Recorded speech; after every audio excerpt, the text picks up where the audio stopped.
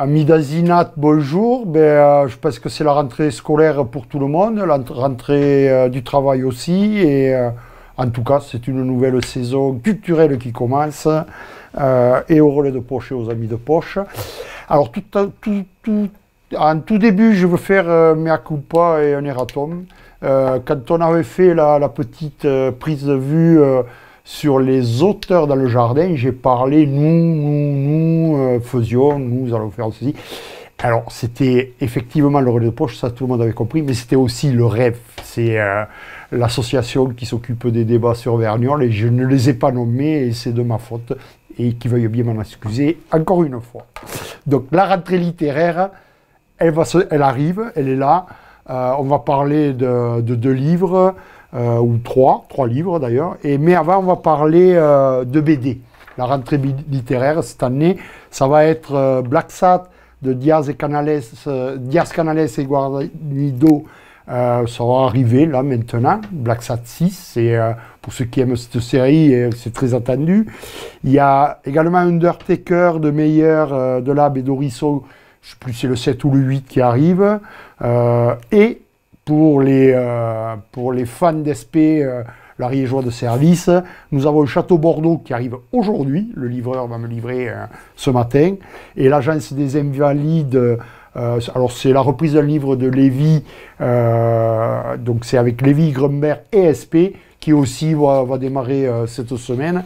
Donc je vous promets qu'on aura une signature de SP, mais pas avant octobre, puisqu'il a sa séance avec son éditeur à travers la France, et il finira par arriver jusqu'au relais de poche. Donc, mais avant d'attaquer la rentrée des romans, on va passer sur une BD qui était la sortie de juin.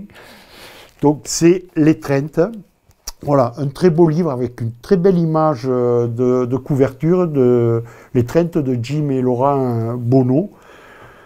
Une BD qui, je pense, va marquer vraiment cette année dans le monde de la BD parce qu'elle apporte autre chose. Elle apporte autre chose dans le scénario, dans la manière de faire une BD.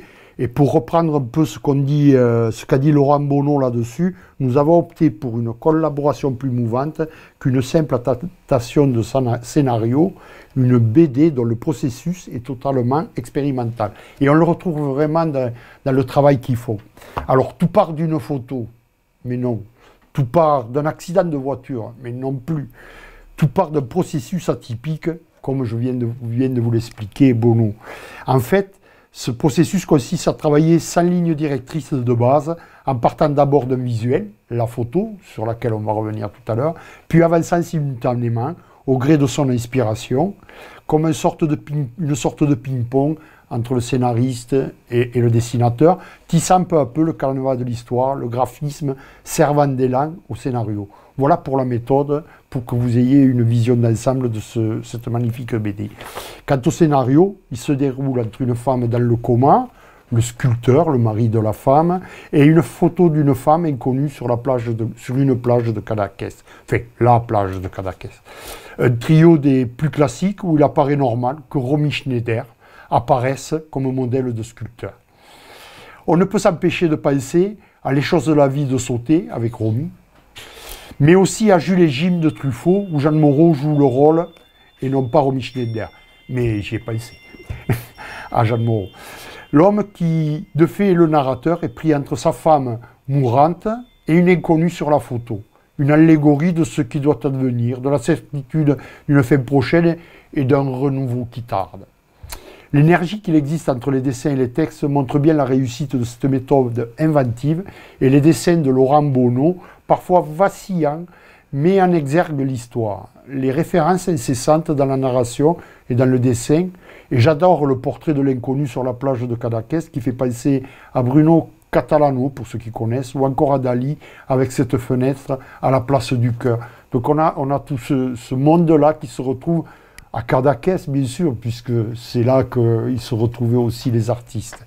Voici une histoire pas banale, poétique, qui touche à l'intime et qui laisse dans de doux temps de plaisir. Vraiment une BD que je vous conseille pour cette année.